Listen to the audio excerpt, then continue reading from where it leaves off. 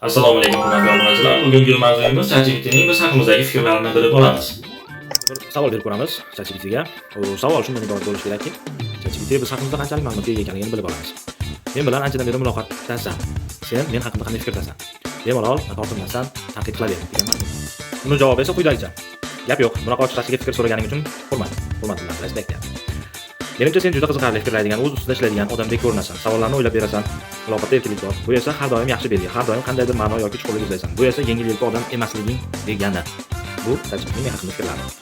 Siz ham shu savolni berib ko'rsangiz. Hop, bu yerda yana qo'shimcha qilyapti. Tanqid desang deyapti. Ba'zida o'zingga nisbatan haddan tashqari talabchan bo'lib ketishing mumkin. Balki o'zingni bo'shqa qo'yib, hamma narsani nazorat qilishga harakat qilmasdan, oqim bilan ham bir oz yurish foydali bo'lardi, deyapti va xohlasang bu fikrlarni yanada chuqurroq tahlil qilib beraman. Hop, shu yo'sinda davom etamizmi? Javob beryapti. Hop, mening javobim esa ha, albatta deyapman. U menga shaxsiy rivojlanish bo'yicha reja tuzib beryapti.